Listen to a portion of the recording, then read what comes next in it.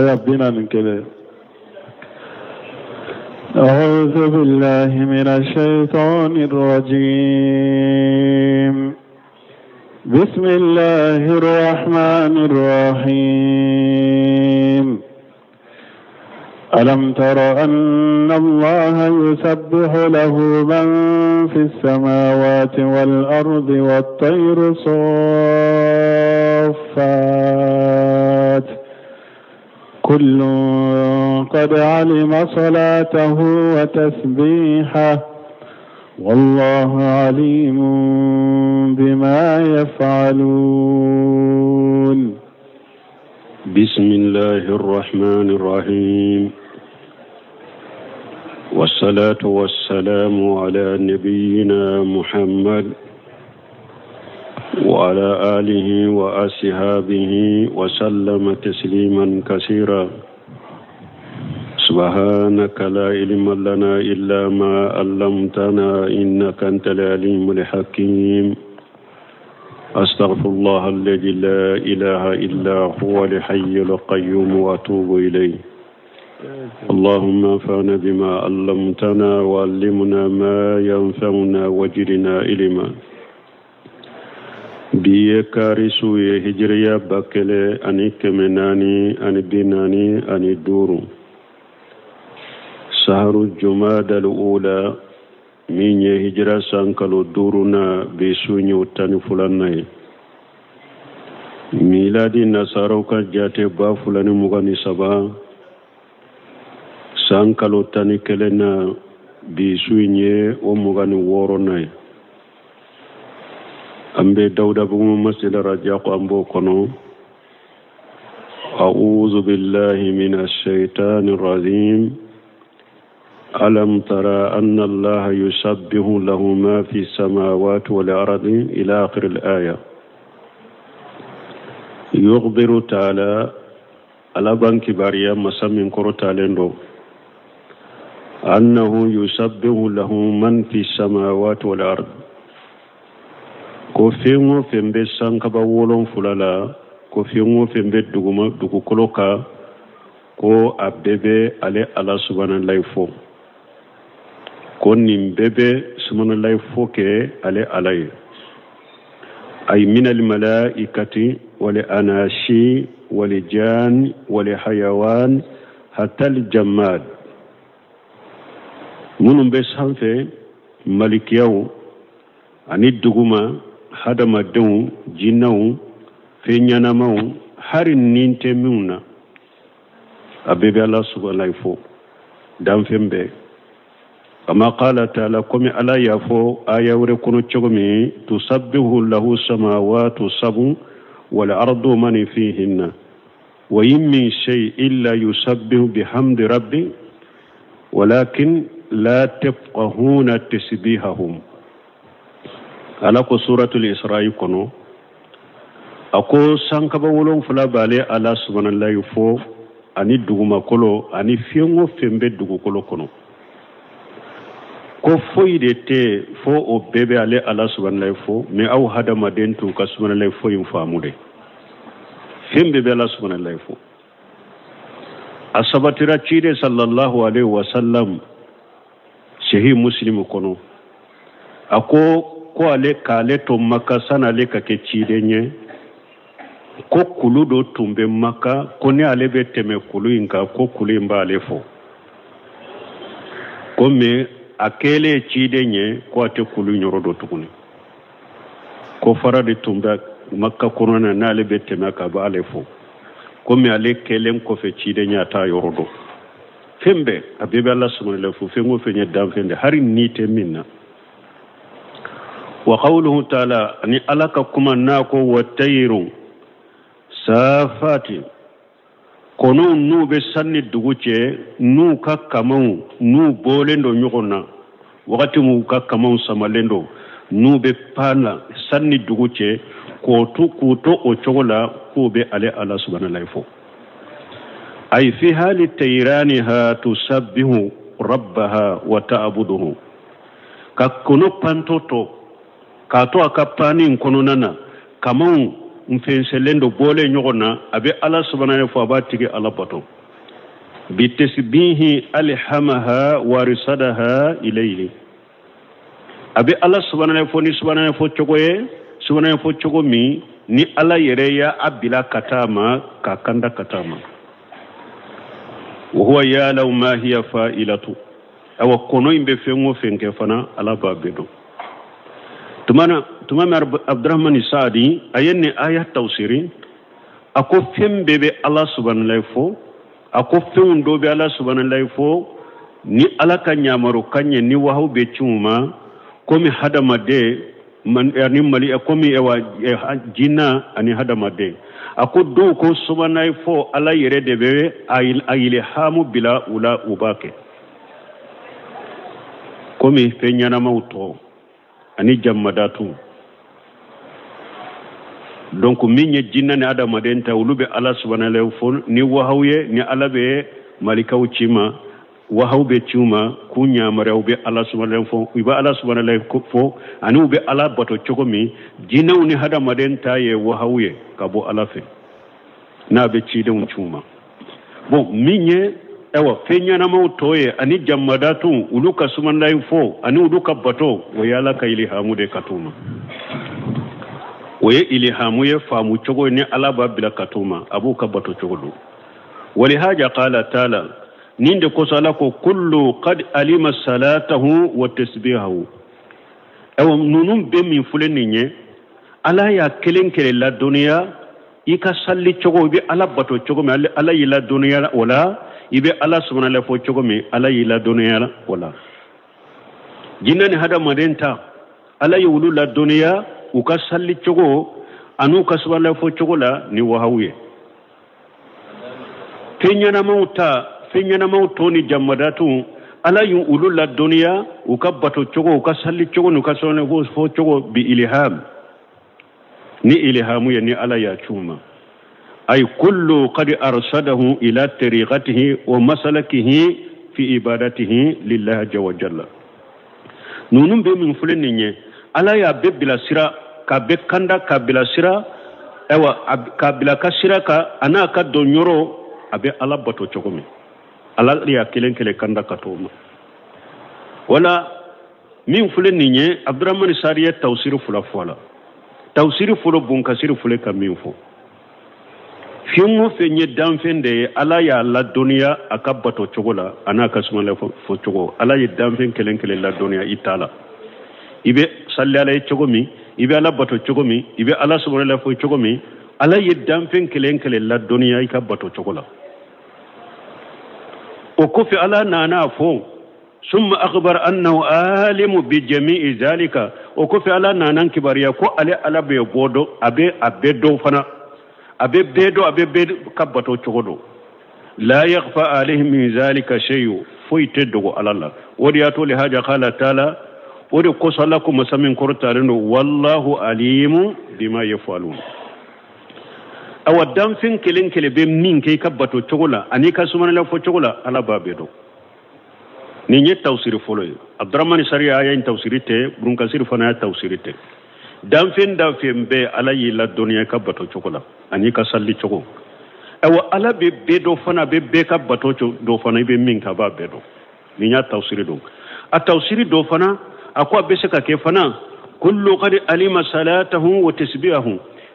fingo fenye dam fenye ala ba be bato chogodo aba be salli chogodo e wala be fembedo ala be ka bato chogodo ala ba be ka subhanallahi fo chogodo wallahu alimu bima yafaluna akelen kele be minke fana ala ba bedo akwa ya mbeseka kenin chogola me koy ka aya inke ala ya kelenkele la dunya ika bato chogo ni ka salli chogo la o ko fi kelenkele be fin min ke ala ba bedo o de kanyi parce que wala kelenkele be ka damana tawsiriya ni ya be sagi kata alama abebe sagi kata ala ka doni de ma ni niya ke tawsiri folo inye damfe be ala yila dunya ika salli chogo ni ka bato chogo ni ka subhanallah fo chogo ma ewa abebe ta do fana abebe ka bato chogo do fana ثم أخبر تعالى أن له ملك السماوات والأرض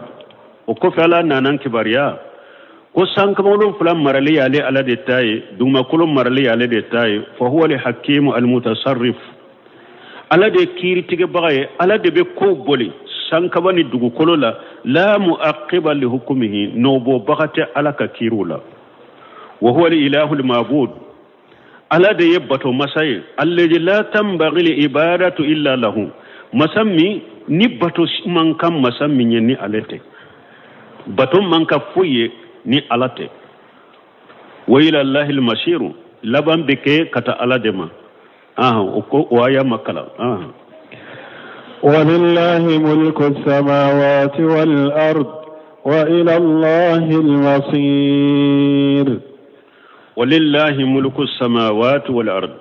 ala ko sankaba wolon fulan marali ale de tay duguma kolom uron fulan marali ale de tay ale de ya bedda ale de kam maraba beka ale de ka kobe bula bela ay wale de ya be bato fenyi fana bato fensite min ka bato cieni ala kelempe wute wa ilayhi almashir awa bebe labakata ala de mayumul qiyamah wa yahkumu fihi bima yasha bebe sagi kata ala de ma qiyamah avec kiri tige awa hadama dewna be ka kiri tige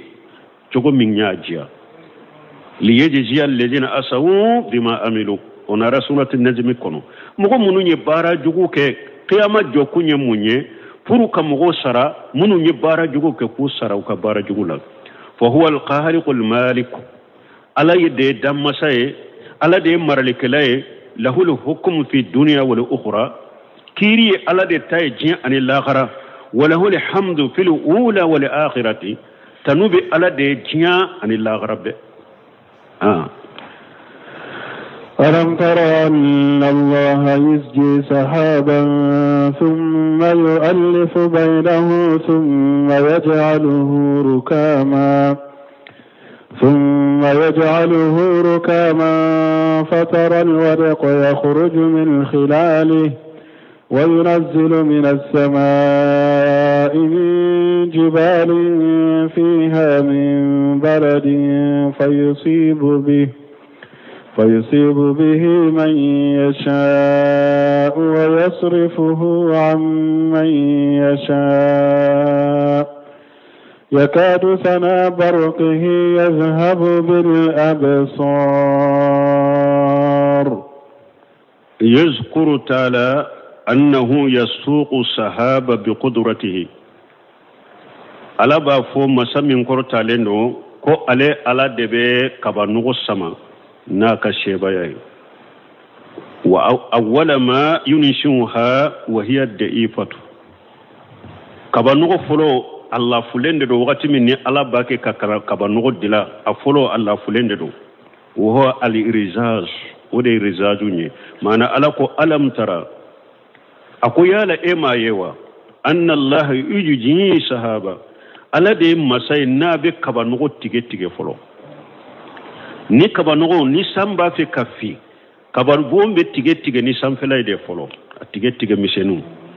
don kaba do yafo ko funteni mimbe bob e wa kogo jila o de be fara nyogon ka kata samfe ka ke kabanogo ala be kabanogo sama ka bo kogo jin ka funteni minna ba bo ko kabanogo de be fara nyogon ka ta ke kabanogo kabanogo daminato atige lende do fitini do ni sankabo nya atige le ala ba damino chogo de la na ba fe ka kabanogo dila atige lende be ke samfe folo summa yulifu bainahu o ko fe ala ba faranyogonka kabanogo intige lende be ke samfe o ko fe ala ba be sama ka faranyogonka ka sama ka faranyogonka summa yajaluhu urukama na yi kabanogo tige leun sama samfe ku faranyogonka o ko fe abu dada nyogonka abe dada nyogonka ka ke samfiye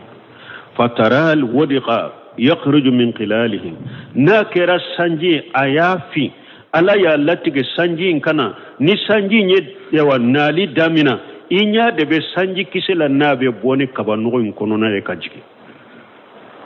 ka tonni dugukolo ka fokata hada madum makobe jimina ala ya latige ji hakke min ka jigi fokata o bejigi o jiminum be tonni ka bo kabanogo unchela ka jigide ulu de be fara fara ɲɔgɔn ka dugukolo kan fo kow be boli n'a ye kow be fa dingaw be fa dugukolo ewa sanfɛla bɛɛ bɛ kɛ ji ye falenfɛnw bɛ bɔ n'a ye fana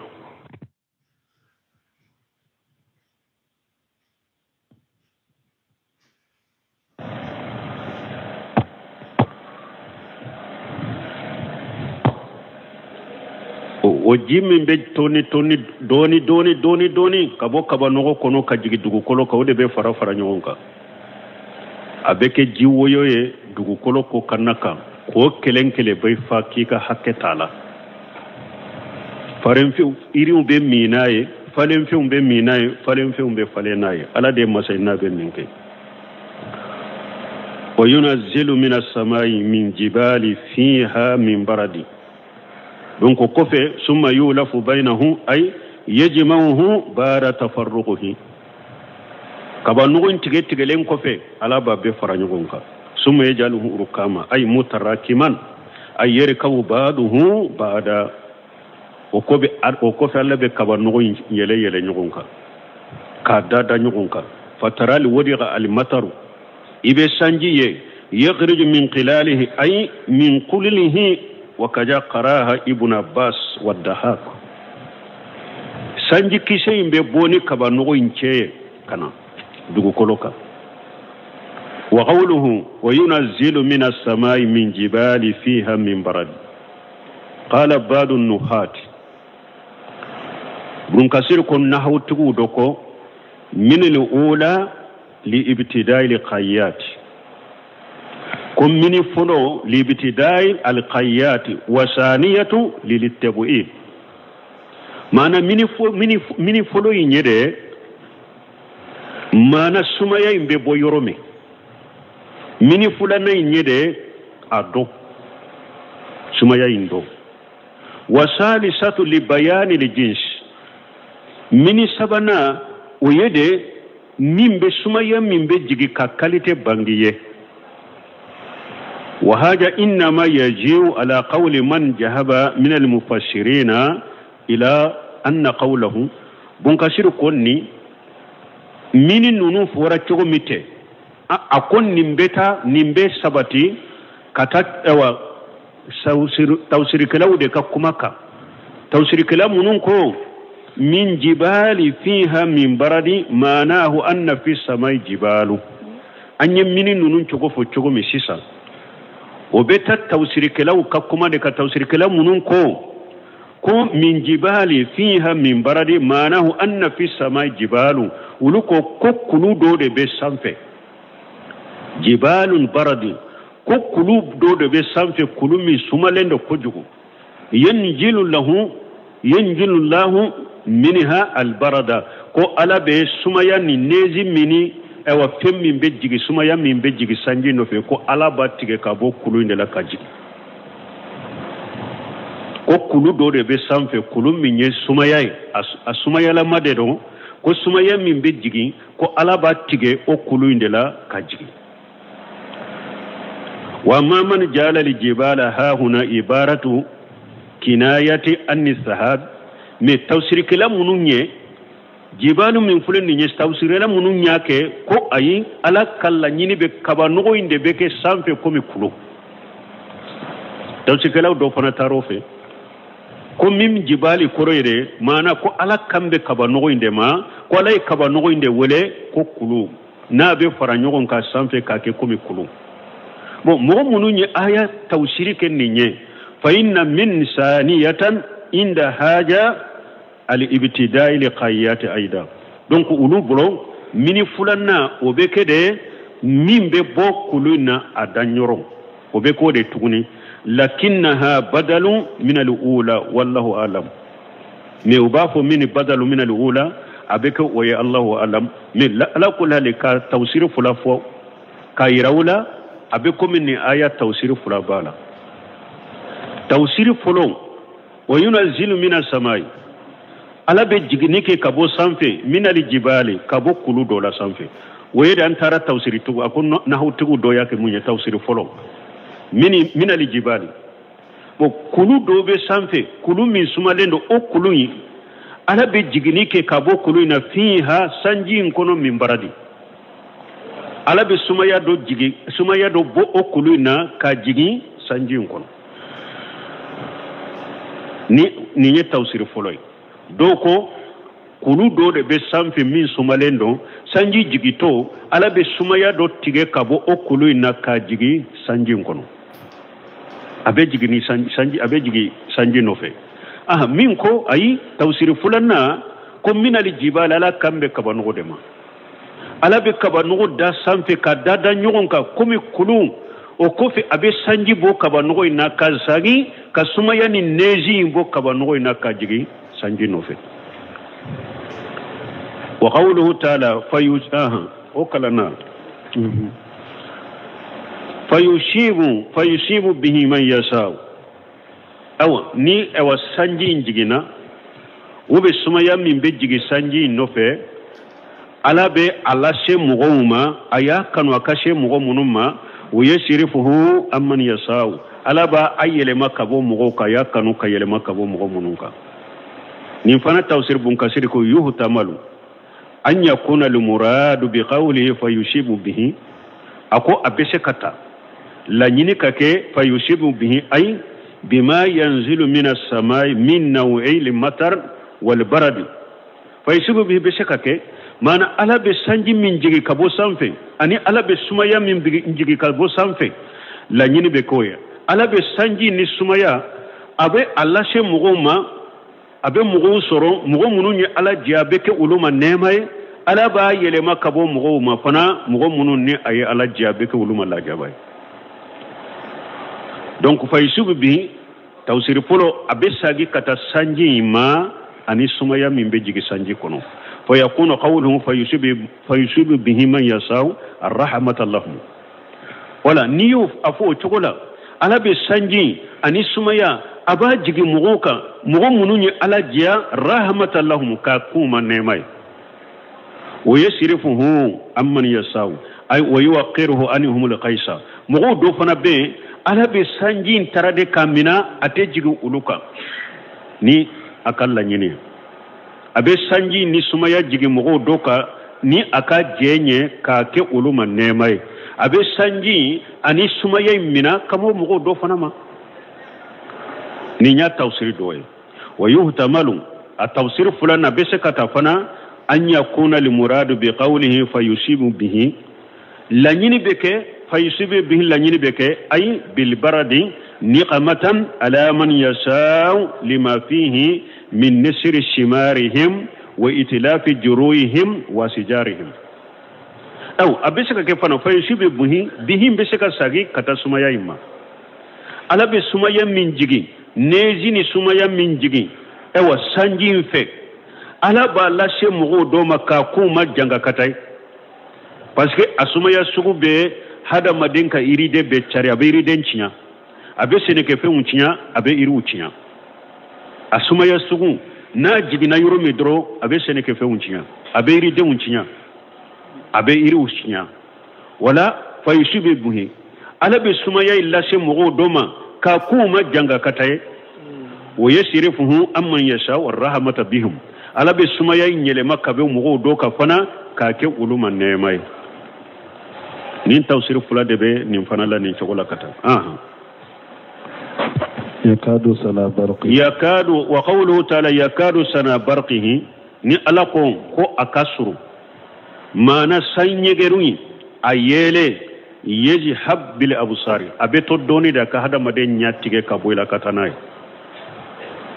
ni sanyegeru jigito sanyegeru limeri jigito ni ma faratu kallaje ala yere ko katela kinya tige ka boyla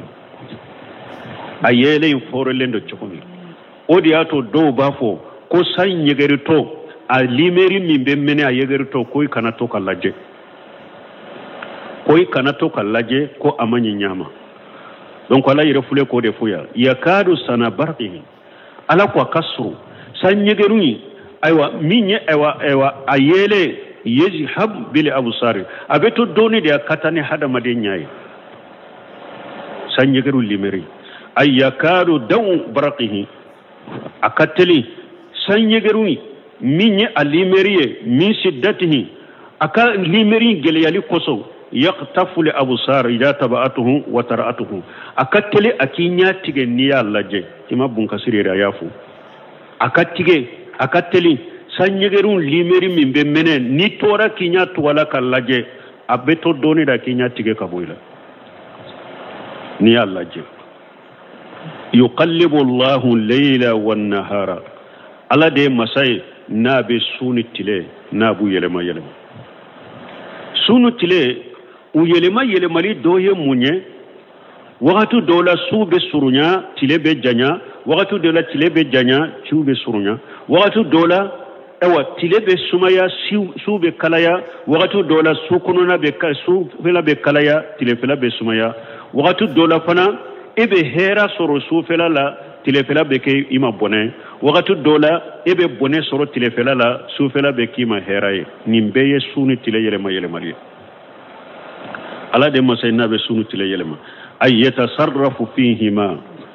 ala de masay ni abe akako boli sunu tile la fa yaqudu min tuli haja fi qisari haja hatta yatadila wakati dola ninka janya be dominala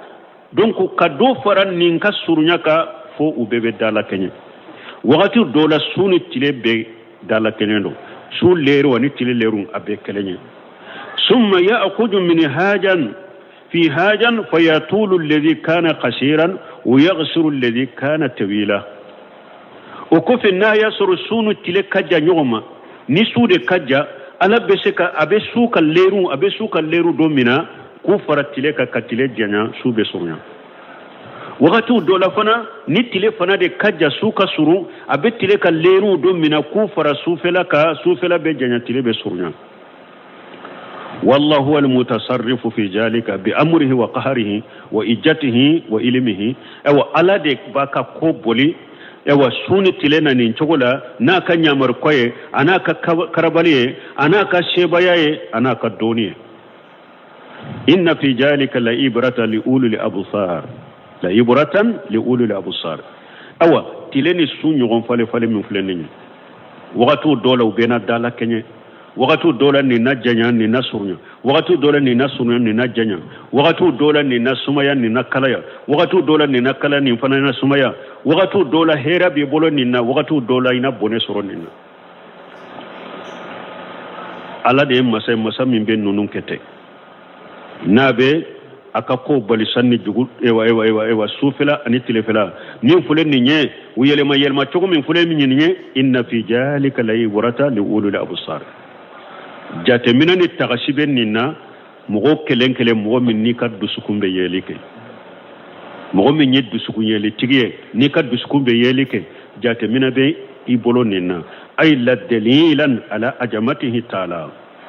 delila bin nun ke chogo la ala be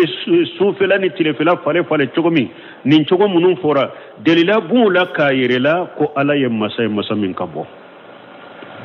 kama qala ta'ala kumni alafu ayawre kuno inna fi khalqi samawati wal ardi wa ikhtilafi al-layli wan nahari la ayati li ulil albab ala ko abewe sankaba wolon fula dalila ani duguma ko wolon fula dali ani sunu tile nyogon fonko nyogonya la ayati li ulul albab ala ko taman se chama de benina hakilma wiye وما بعدها من الآيات الكريمات أني سورة آل عمران ني آية منون نانا وكوفي وبي على كم مسايا أبو ديرانا حكي مويه والله خلق كل دابة من ماء فمنهم من يمشي على بطنه ومنهم من يمشي على رجلين ومنهم من يمشي على أربع يخلق الله ما يشاء إن الله على كل شيء قدير والله خلق كل دابة من ماء ala de masai na ye danfin bedda kabojila daba ya abe danfin bedda ta hada madem bala kono bala jina bala be ala ya bedda kaboji kalendela yazkuru ta'ala qudratahu tamatan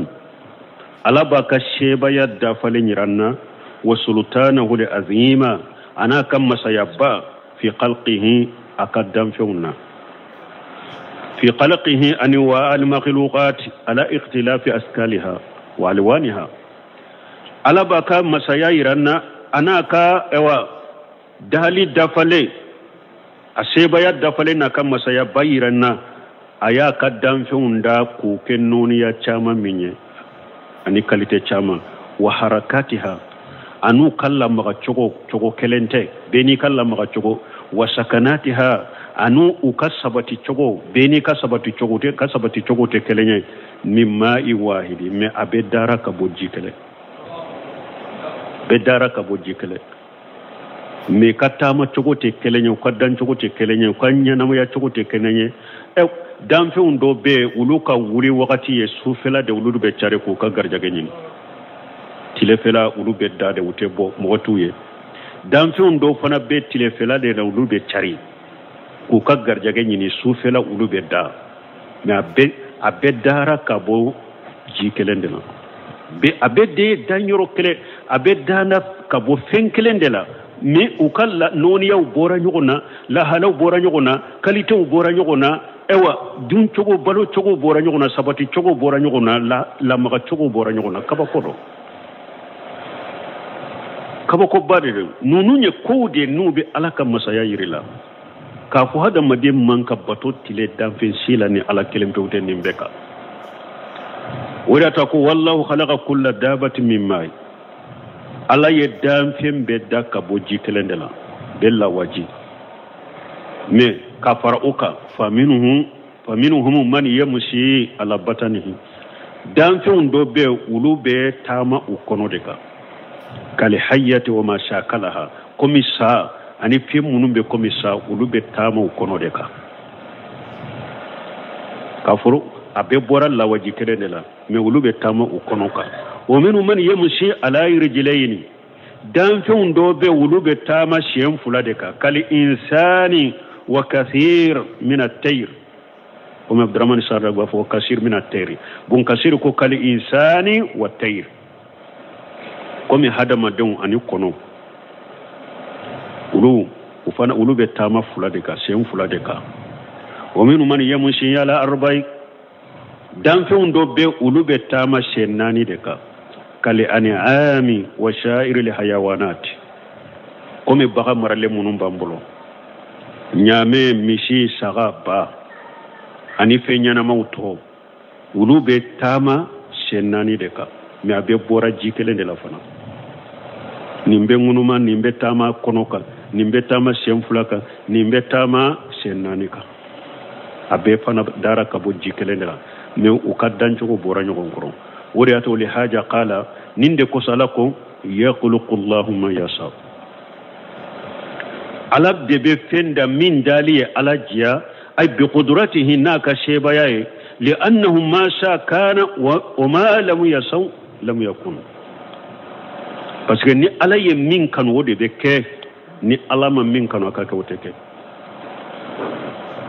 wodi ato yeddam fe unda ni la halalan banima wa yakhluqu ma yasau no fora dam fe ndo be ukashen kacha dam fe ndo dan chogo be o mafo wodi ato ko yakhluqu Allahu ma yasau ala de be fenda min dali ala jiya ولهذا قال إن الله لا كل شيء قدير نين دي كوسو ني آيات لباتوما مي على نونفو ايوا على كوكو على بيسي فمبلا نين كباكو كنيمنا على دي بيسي فمبلا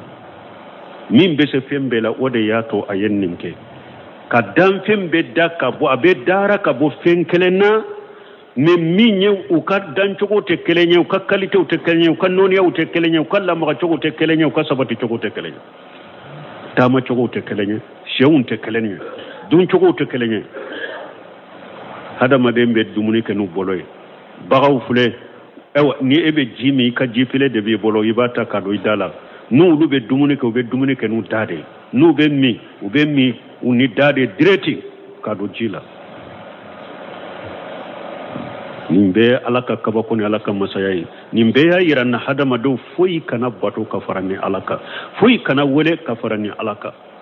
bato be kadini ala kelempewde ma وديات ابن قيم كو أكو قرآن بالتوحيد أكو كقرآن تكون كتا سورة الفاتحة فسورة الناس أكو بالتوحيد أكو قرآن بالتوحيد إما قرآن بكما يرو دولا آية دولا سورة دولا توحيد وربوبية أكو إما قرآن بكما سورة دولا آية دولا توحيد وربوبية أكو إما قرآن بكما إوا قرآن ب إوا كما على كتغونا كم منكتولا آية دولا وبسورة دولا إما قرآن بكما يرو دولا كتوحيد تغو كوكا فسمنتيافو إما قرآن بكما يرو دولا كمشركون ewa kuka jugu yafo imma qur'ana be kuma yoro dola ka tawsiri tugu ka sar ewa tawhidi tugu ka sarafo imma qur'ana be kuma yoro dola janga kata min be mushrikun soro kofo umme qur'ana be kuma yoro dola min be hada madin ka tawhidi cinya kafuye imma qur'ana be kuma yoro dola min be mushrika Allah si makafo imma qur'ana be kuma yoro dola niye junubu doke ubi ka tawhidi nagash niye junubu doke bi wala kata fulan kafuyama qur'ana be tawhidi bon qaymu yode fo kata ku fo ku baluma weleli kala ni eka weleli te tawhidi ka weleli kala eka weleli ma damina tawhidi la ika yere damana weleli chogo kirele mbi bolo ala tate chido untate yere dama weleli chogo bi bolo ni mugo ko be ke dawa kala de tawhidi foli ka gele ema eka woleli te nin tawhidi de ka ala kelimpe ka bato ka dugu koloka ni mugo ninti ka woleli kono ubi ka woleli madamina nin ninye iyere ka damana woleli bi bolo ala ka woleli te chiden ka woleli te qur'ana ye woleli chogo min fo ate hadisa ye woleli chogo min fo ate لقد أنزلنا آيات مبينات والله يهدي من يشاء إلى صراط مستقيم لقد أنزلنا آيات مبينات على قول علي آية وجيء من بنغالندو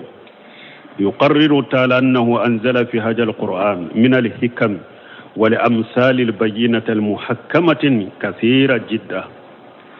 على بانك باريا كو على يا أجي قرآن كنو أي حكمة ودو جيجي قرآن كنو أي مثالية ودو جيجي قرآن كنو البينة منهم بانغالندو المحكمة ولبنندو كثيرة جدا وكاتشا كوسو بدفنا لقد أنزلنا آيات مبينات ne ala yetta man sawjigi ne ayaw jigi qur'ana kono aya munun bangalendo be bangalide ke fana wallahu yahdi man yasau ila siratin mustaqim ala de be mugo kanda min kandali ala jabi kanda kata sirama siramin tileleno wa annahu yurshiru ila tafahumiha wa ta'aqquliha ulul albab wal basair wan nuha ne aya bangale munun ne ala yujigi qur'ana kono وأنه كو على يرسل لا تفاهمها كو على بمغو كندا كتاني آية نونو فاموليما وتعقلها أنك ني آية نونو كو حكلا كو فامو إكا حكلي كأمنا كو دو ولو الألباب كو حكلي مو والبشائر والنها أني منو كدوسكم بيالك أني منو كحكلي كني كو أبي أولو دي كندا كتاني آية نونو فاموما أنو كو دو والله يهدي من يشاء الى صراط مستقيم على بمغو كندا كتا كسرما مغو ميني على جا ابي كندا كتا كسرما كسرم تيرلنو ويقولون آمنا بالله وبالرسول وأطعنا ثم يتولى فريق منهم من بعد ذلك وما أولئك بالمؤمنين يخبر تعالى عن صفات المنافقين على بانك باريا كبون منافقو كما انكتو دوما الذين يظهرون خلاف ما يبطنون ولود دو بمين بانغ كنه كاني مين بو كونو كلنته منافقين نيندي ابي مين بلا كنه كان اني مين با كونو كلمونته يقولون قول بألسنتهم وبكما دوفونو نيونيه ويجمع ويقولون وبافو منافقو بافو آمنا بالله وبرسوله أولي منني عليه alli manani cidenye wata ana awa an tugura ala ko an tugura ciden ko ni ala ko mi ambake ni ciden ko mi ambake summa yatawalla fariqu minhum min ba'di jalika o kofe nin fole kofe jama kulu dobe soro ni munafaqi sugula nin fole kofe o wolila kata minna ubu ko dama wama ulaika bil mu'minin ala ko mo munum be nilla halala ko nunun te mu'minu ye na ko summa yatawalla fariqu minhum min ba'di jalika ay yughalifuna aqwalahum bi amalihim aw uka kuma abuka ke wale soso afule ka fo dala an bi alli manani alaye alli manani cidenye ambe to wala de ko ni cikden ko ni min fo ambe to de ko men ni ko do nana jiya ko do nana leba kan nin dungo dola niya wele kata ala tama niya a wele kata ciden tama aye kuma min fo aka ke wale ba soso ateso abiba ateso fayaquluna ma la yafalun nunu nyemude ube kuma ude fo udala ute minke wama ulaika bil mu'minin alako nimman kutu sabati lembe mugo munuma udute mu'miniye anko hada madenye kalite sabade tuma me ciden cira hada madon kera kalite sabade qur'ana jigine wahunna na ciden cira hada madon kera kalite sabade do be ulu sonna jahiran wa batina ubafu luma mu'minu ube min fo udala ala kola ciden kola liman yala wode be duskun ko usonna kene manala ani ukonona ubafu nunuma mu'minu be ulu banna jahiran wa batina ukene manawo ukonona umaso ubanna ubafu nunuma kafiru be ulu sonna jahira mu ubannendo batinan nunu nya munafiqu kene mala unnen sonna kene mala sonna me konona maso nunu de to ko munafiqu donc nin nunu be limaniya min fo dala nin ninke wale sabatarula ala ko mu'minu te nunu te mu'minu donc hada maden kelen kele bi yere do munafaqi jogo de fulenu nyede nin jigina munafaqu ke munafaqi me qur'ana al ibratun bi umumi lafzi la bi khususi sabab qur'ana jate bakade nin jogo nyogona sabatira mugo la qur'ana ayay mbita fokata jangule ka fo nin jigina karasalan kawde ka a jigina munafaqu de ka nin kambe munafaqu de doroma ayte otede ni ayen jigi sababu min nyato ko nin jigina munafaqu de ka o ke wale nyogona na abi e fana bolo ikam aya kambe e mai ba kono ibi yere furake chogo mi yere furake o chogola وإذا دعوا إلى الله ورسوله ليحكم بينهم إذا فريق منهم معرضون ni munafiqun numu fuleni nye wa ijadu ila Allah wa rasulihi ni yu wele kata alama nu yu wele kata chidema mana ni nu ye nyogon soso ko dola ikuma nan kata kiritige qur'ana la an kata qur'ana la jinay minfo an ka barake nu yu wele kata chidema ni chide nyere be balola inu ye nyogon soso fendola iko na an kata kiritige chidem fe na yemmin fo ni ciden to balola aka hadisa sahalon nan kata kiri tige ciden ka hadisa wala ni yu wele katan nima li yahkuma bainahum puru ka kiri tige no nyogonche na ye nyogon soso ama se man kan kola ama se kelela ay nan ka qur'an laje ay nan ka ciden ka hadisa laje puru an ka ewa kiri tige ni nyogonche ni qur'an hadise ni yen ni fuye ija fariqu minhum muwaridun ibe jamakulu do soro la ububa iyo wele kata qur'ana kiri min ububa iyo wele kata hadisa kiri min ububa ay ijatu libu ila itibail huda nu ya mu anyinu fe ku katugu kandako fima anjala Allah ala rasulihi ala yakanda min jige akachiden kala qur'ana min jiga akachiden ka ni wule kana umma aradu anhu wastakbaru ubu kodima ubu yere bonya fi wastakbaru fi anfusihim an itibahi ubu yere bonya ku yere korota katugo alata ko katugo qur'ana ku ubu yere bonya umma ka qur'ana ka kirita ka ciden ka sunna ka kirita ubu yere bonya umma wa hadhihi ka qawli ta'ala bun kasir kunni aya be kuma alaka kuma alam tara ila alladhina yazumuna annahum amanu bima unzila ilayka ala ko imam mugoye ka kabakola mugo munum ba galon fo ko qur'ana min jigina e ciden ka kulu limana naye o ma unzila min qablika ko kitabu munun jigina e fananye qur'ana tawreta ni injila ko limana nu ulu fanaye ila qawlihi kata alaka kuma araita almunafiqina yasudduna anka sududa mogo munun be nin fo ni wure kata ala tama ibe munafiqun ye ube faraka boyla farali min ka boko sobe ubu faraka boyla uteso donc bun kasir ko o aya de anini aya abede kelenya mogo ni eni mogo ebe hakilina minka ibe nindungo minka ube ini mogo ye nyogon soso nuko ankata kiritige qur'ana ma ini ba nuko ankata kiritige ciden ka sunna ma hadisa ini ba ini yere bonya ka qur'ana ka kirita ini yere bonya ka so ciden ka hadisa ma iye munafiqi de munafiqi jogo belade iba furaka bo yere la o chaman de be selama chela sisa fonko nyogo nyam min be selama bolo problème mun be selama bolo ni ibe ni ye qur'ana fo awa ko kiri kata tige qur'ana la ube chiri kata tige ciden ka sunna ma ube ta tribunal wala qawanini lwadiyya loi abibba ala tama bibba ciden tama abeta loi de la mais afana ba fo ko ale islam de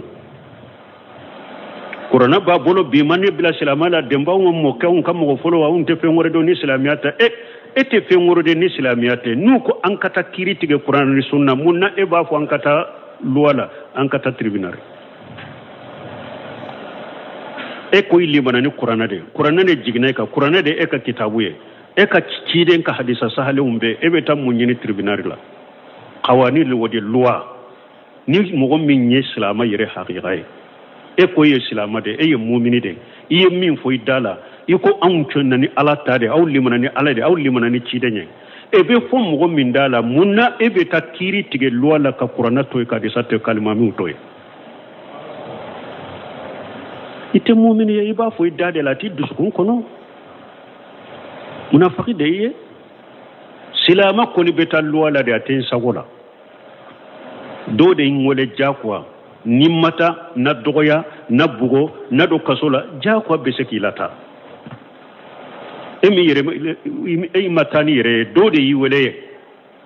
tribunal yiwele famo yiwele wote jakwa yiwa ebe saka ba woye jakwa beta woti sagula kele afulana doni kiba ko ika hakke nyinini ebe jamana kono silamiya sariyate ika hakke do bosirila nimmata e wallo indela ukunka hakke mina ninna kadi ndinka hakke soro silamiya ta nyini fe ka sigi ka hakke kaciya masala ikadu keneka uyu ikadu bosila keneka ikadu tere bosila ni mata tribunal mata famo fentin ka du soro ni tara famo feninde kamo ikika hakke mina kadima foitila ni ye darroni hakke nyini de parce que silama sariyate ibiti ka hakke nyini doni ke ba bunu seminu ba fo rahimahullah akon nu ye kiri tige ika hakke minye o hakke de minana tigila waya dima alhamdulillah tani ka hakke nu ye kiri tige o ye fendima minti ka hakke bo iki hakke dosoro akausa wika perda bela amina ikata nu ye kiri tige utara fendima min kacha eka hake minye otala atomin darita ka ika tuboloy ikanamina donc ni mo be jamana kono ko man ka jamana boda yen nunu de ninkirula sino ni bi re sago konila kana tan ninkirula kana mo sama katay ki ka qur'ana to ibolo ka hadisa to ibolo almamu be karamogo be tawufe nimbi alaka kitabu kono ciden ka sunna ikakuma ba ani nyogonje silama site ni ko e silama de idda kono illi manani qur'ana ni ciden ka cidenye ni ko e esoro ko qur'ana tigu be an kata silam asilamiya ke an kata ke silamiya la e ko ayi loi ite silamiya la ko ite mu'mini aw ma fode ala de ko ite mu'mini ni ye mu'mini ye ite ta loi la ka qur'ana to ki to isagola ha وإن يكن لهم الحق يأتوا إليه مذعنين أن منافقون ألا دب هذا ما دين كوي ألا من يعلم خلق وهو اللطيف الخبير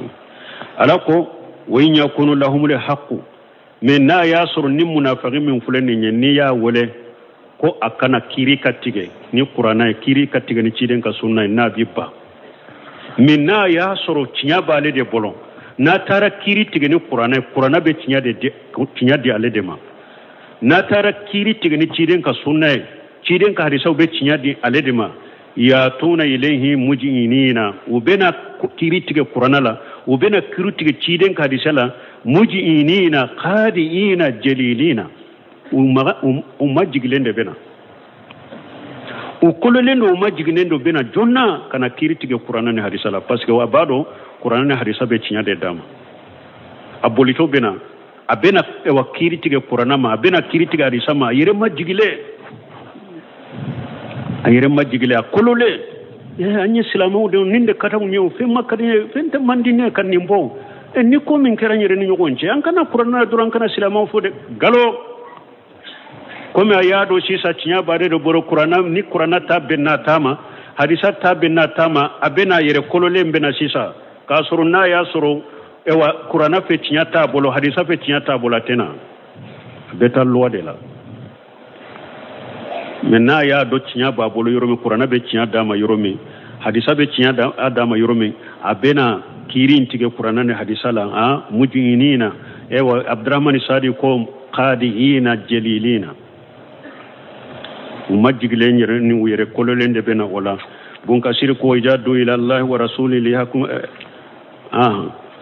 wa in yakun lahum alhaq yatuna ilay mujinina bunka sir ko ay wa ija kanat alhukumatu lahum la alayhim na yasru na tara kiri tige qur'ana fe o kiri beke ulude atoka ja'u samiyina mutiina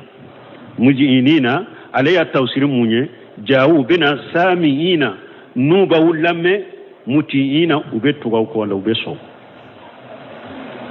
na yasuru kiri mbeke ulude qur'ana be kiri mintige sisa ale tade beke tinya kiri beke ale de ateke aka na kon kata kiri tige qur'ana la abena sisa aba ulame abeso atama وهو معنى قولهم مجئنين بنكسركم مجئنين معنى يغودي وإذا كانت الحكومة عليهم وبين فدوا ففي قلوبهم مرض أم ارتابوا أم يخافون أن يحيف الله عليهم ورسوله بل أولئك هم الظالمون بنكسركم وإن كانت الحكومة عليه أعرض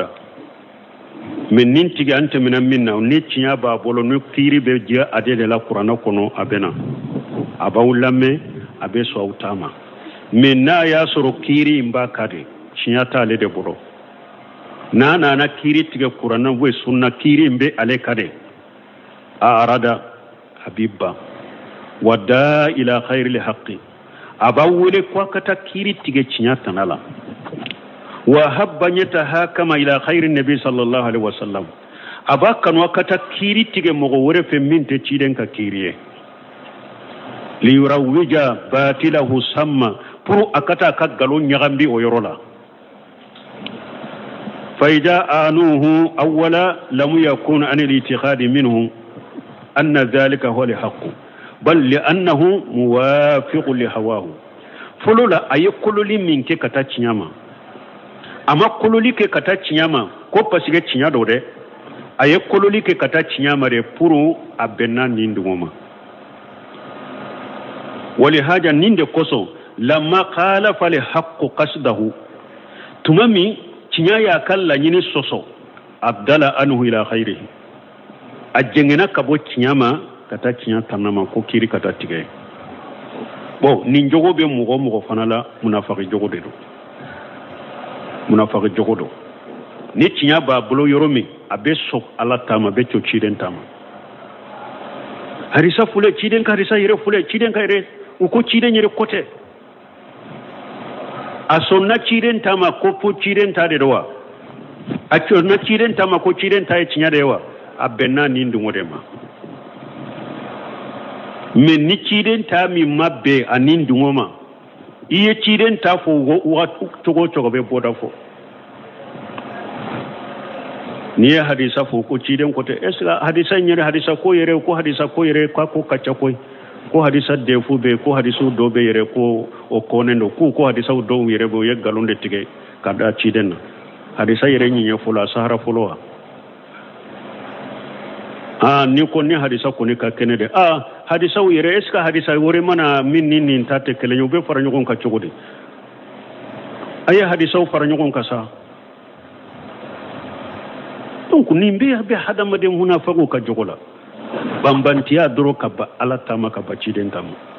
ni tinya be bolo yoromi u bolo tobe na u be so ni tinya tu bolo yoromi iye aya kaluka ye hadisa kaluka wi wole kata aya ma hadisa muteso wali haja qala taala ninde koso alako mu'min ben nin chogola sisa alako fen jumanyi bilan nin nare ayo ko sabadola ko ode bilawa folo afi qulubihim maradu yala munum ben nin la halaina bana de bu dusukun kono wa ode yi bilan nin nawa ni tinya bu bolo qur'ana ni sunna la ubena ni tinya to bolo qur'ana ni sunna la utena munyu bilan nin nade bana de bu dusukun kono ba ni nya fulay foloy fulanna amurtabu ubu shikalende be qur'ana ka kirila qur'ana ka kiri tigele yalo shikalende bala ode yaso manawa ube ciden ka hadisa ka kiru shikalende bala ba ode yaso ujengena ka bo makata fe murelawa ni nya fulay sabana amu yaghafuna an yahifa Allahu alaihim wa rasuluhu sabana munna ubanna qur'ana makata yorowere munna ubanna hadisa makata yorowere yalo ubake kasira de wa ko qur'ana be jenge wuluka de wa ubake kasira de ko ciden be jenge wuluka kiri tigalila de wa usuralen bo de koroba usuralen ba koro ko nu tara kiri tiga qur'ana be jenge wuluka de wa usuraden ba koro ko ciden be wa kiri tiga wuluka ni jenge de wa wodi atu bannawa yani la yakhruju amruhum an yakuna fi qulubi marad bun kasir ko la nyine munyi mana nin jogo sugube mugo bunuma udusukunte wuli ko saba dola kelende bu dusukun kono nonun tigila mugo nin jogo be mugo mununa ko saba dola kelende bu dusukunna imma udusukun bana lendo